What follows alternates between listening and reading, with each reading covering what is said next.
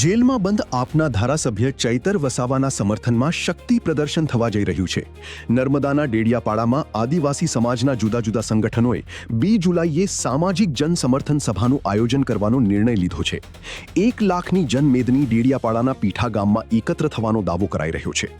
આમ આદમી પાર્ટી સાથે સંકળાયેલ નેતાઓ, આદિવાસી સમાજના સંગઠનો અને ચૂંટાયેલા પ્રતિનિધિઓની મળેલી બેઠકમાં જન સમર્થન સભા યોજવાનો નિર્ણય લેવાયો છે। ધારાસભ્ય સહિત 9 લોકોને ન્યાય અપાવવાના હેતુથી આ સભાનું નર્મદા જિલ્લામાં આયોજન કરવામાં આવ્યું છે। સામાજિક જન સમર્થન સભામાં ના માત્ર ગુજરાત પરંતુ મધ્યપ્રદેશ, મહારાષ્ટ્ર અને રાજસ્થાનના આદિવાસી સમાજના આગેવાનો અને યુવાનો જોડાશે તેવો દાવો કરવામાં આવી રહ્યો છે। તમામ આદિવાસી સમાજના આગેવાનોને એકજૂથ થવાની હાકલ કરી છે। ચૈતર વસાવાના સમર્થનમાં યોજાનાર આદિવાસી સમાજના શક્તિ પ્રદર્શનને સફળ બનાવવા માટે આપના પ્રદેશ પ્રમુખ ઈસુદાન ગઢવી, એમએલએ ગોપાલ ઇટાલિયા સહિતના નેતાઓએ પણ કમર કસી છે। આખા આદિવાસી સમાજમાં ખૂબ રોષ છે। અંબાજીથી ઉમરગામ સુધી ગુજરાતના આદિવાસી સમાજમાં જે રીતે ભાજપે અત્યાચાર કરીને એક નાના બાળકને પણ જેલમાં રાખ્યો છે, એના માનમાં આખા ગુજરાતમાં પણ રોષ છે અને મધ્યપ્રદેશ, રાજસ્થાન અને મહારાષ્ટ્રના આદિવાસી સમાજમાં પણ રોષ છે।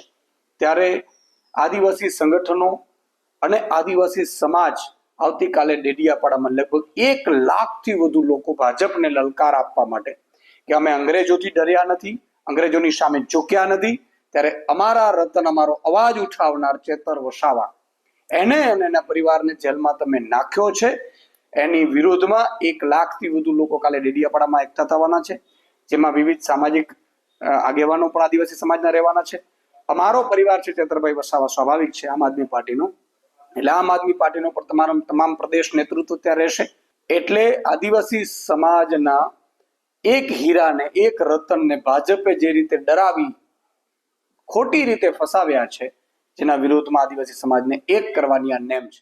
સમગ્ર ગુજરાતની અંદર 400 થી વધારે સમર્થન યાત્રાઓ આમ આદમી પાર્ટીના નેતાઓ, કાર્યકર્તાઓ દ્વારા કાઢવામાં આવી છે। આવતીકાલે ડેડિયાપાડાની અંદર સામાજિક સ્તરે આદિવાસી સમાજ ભેગો થવાનો છે। તમામ સંગઠનોના નેતાઓ, કાર્યકર્તાઓ, સમાજના આગેવાનો આવતીકાલે ડેડિયાપાડાની અંદર એક વિશાળ જન સંમેલન કરવા જઈ રહ્યા છે, જે ચૈતરભાઈના સમર્થનમાં આદિવાસી સમાજ અને સમગ્ર ગુજરાત છે એનું પ્રમાણ છે। આવતીકાલે લગભગ 1 લાખથી પણ વધારે લોકો ડેડિયાપાડાની અંદર ભેગા થવાના છે અને સરકારને જવાબ આપવાના છે કે તમારી તમામ પ્રકારના અત્યાચારની સામે આદિવાસી સમાજ એકજૂટ છે અને આદિવાસી સમાજ ચૈતર વસાવા સાથે। મહત્વનું છે કે રાજ્યમાં જુદા જુદા જિલ્લામાં પહેલેથી આપ તરફથી વિરોધ કરવામાં આવી રહ્યો છે। ચૈતર વસાવાને મળેલી સજા પાછળ આપના નેતાઓ ભાજપની રાજકીય કિન્નાખોરીને જવાબદારી ગણે છે। ત્યારે આ આક્ષેપો પર ભાજપના સાંસદ મનસુખ વસાવાએ સણસણતો જવાબ આપ્યો છે। મનસુખ વસાવાએ કહ્યું કે આપને ચૈતર વસાવા માટે કોઈ લાગણી નથી, માત્ર આદિવાસી બેઠકો જીતવા જ ચૈતરના નામનો ઉપયોગ કરે છે। ચૈતર માટે એમને કોઈ લાગણી નથી। ટ્રાઇબલ સીટો કેમ કરીને આપણે જીતીએ, ટ્રાઇબલ સીટો કેમ કરીને જીતીએ, આવું માથાકૂટ કોને ચૈતરના નામે, આદિવાસીના નામે? આદિવાસીની લાગણી છે તો હું કહું, દાદાજીના પ્રમાણપત્ર, ખોટા પ્રમાણપત્ર માટે આટલા સમયથી વિવાદ થાય તો કમ ઈસુદાન ગઢવી નથી બોલતા, કમ ગોપાલ ઇટાલિયા નથી બોલતા, કેમ કેજરીવાલ એનું સ્ટેન્ડ નથી? હું અહીંયા સભા આવે છું એમ કહેવા માંગુ છું એમને, આ ડેડિયાપાડાની સભામાં આમ આદમી પાર્ટીના જેટલા નેતા આવે છે એ બધા ક્લિયર કરે ખોટા પ્રમાણપત્ર બાબતે, આદિવાસીના ખોટા પ્રમાણપત્ર બાબતે આમ આદમી પાર્ટીનું સ્ટેન્ડ શું છે કે જાહેરમાં કે। સાંસદ મનસુખ વસાવાના આક્ષેપ પર આપ નેતા ઈસુદાન ગઢવીએ પલટવાર કરતા કહ્યું કે વકીલો સાથે અરવિંદ કેજરીવાલ સહિતના નેતાઓની બેઠક થઈ ચૂકી છે। ભાજપની સરકાર જંગલોમાં કંપનીઓ લાવવા માંગે છે। આ કારણથી ચૈતરને ખોટી રીતે ફસાવવા એક પછી કેસ લગાવી દીધા। એમનો આક્ષેપ છે કે વકીલો સારા ન રાખ્યા। વકીલોમાં અમે બધા, માનનીય અરવિંદ કેજરીવાલજી, ચેતરભાઈ, હું, ગોપાલભાઈ, અમે બધાએ મીટિંગો ઓલરેડી કરી ચૂક્યા હતા। બીજું કે ડે ટુ ડે ભાજપે આ કેસ ચલાવડાવ્યો છે, એટલે સરકારે ચેતરભાઈ વસાવાને ખોટી રીતે એટલા માટે ફસાવ્યો છે કે આગામી સમયમાં અહીંયા કંપનીઓ મોટી મોટી જંગલોમાં આવવાની છે। આદિવાસી સમાજના હીરો તરીકે જ્યાં ચેતરભાઈ વસાવા જાય છે ત્યાં હજારો આદિવાસીઓ એક થઈ જાય છે, ચેતરભાઈ વસાવા જે બોલે છે આદિવાસીઓ કરે છે, એટલે આ કંપનીઓ જંગલો ઉપર કબજો ન કરી શકે। એટલે કાં તો ચેતરભાઈને ભાજપમાં લઈ આવવા પડે અથવા ચેતરભાઈને જેલમાં નાખીને ધારાસભ્ય પદ રદ કરાવી દેવું પડે। એ આ ભાજપની ચાલ છે। જેમાં ભાજપના તમામ આદિવાસી સમાજના નેતાઓ પણ સંમેલિત છે. બીજી તરફ ફોરેસ્ટ અધિકારીને મારવાના કેસમાં જેલમાં બંધ ચૈતર વસાવાની મુસીબત અન્ય કેસના કારણે પણ વધેલી છે.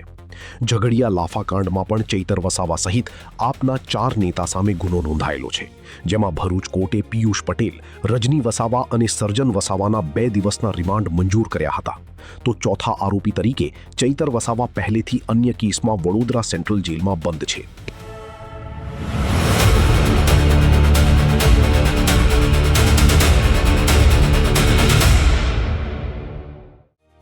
મહત્વનું છે કે 23 જૂને નર્મદાની એડિશનલ સેશન્સ કોર્ટે ચૈતર વસાવા સહિત 9 લોકોને 7 વર્ષની જેલની સજા ફટકારી હતી, જેમાં તેમના પત્ની શકુંતલા વસાવા પણ સામેલ છે.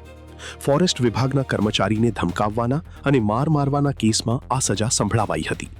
સેશન્સ કોર્ટમાં મળેલી સજાને હાઈકોર્ટમાં સ્ટે મળે તે માટે આપના નેતાઓ પણ ધમપછાડા કરી રહ્યા છે. જો કે હાઈકોર્ટ કે સુપ્રીમ કોર્ટ સ્ટે ન આપે તો પછી સજા યથાવત ગણાશે. ચૈતર વસાવાની સજા બાદ હવે લડાઈ માત્ર કોર્ટરૂમ પૂરતી સીમિત રહી નથી.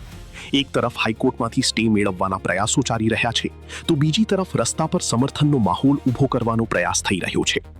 આદિવાસી સમાજની જનસમર્થન સભા કેટલી અસરકારક સાબિત થાય છે અને તેનો રાજકીય સંદેશ શું મળે છે તેના પર સૌની નજર રહેવાની છે. Bureau report, offbeat stories.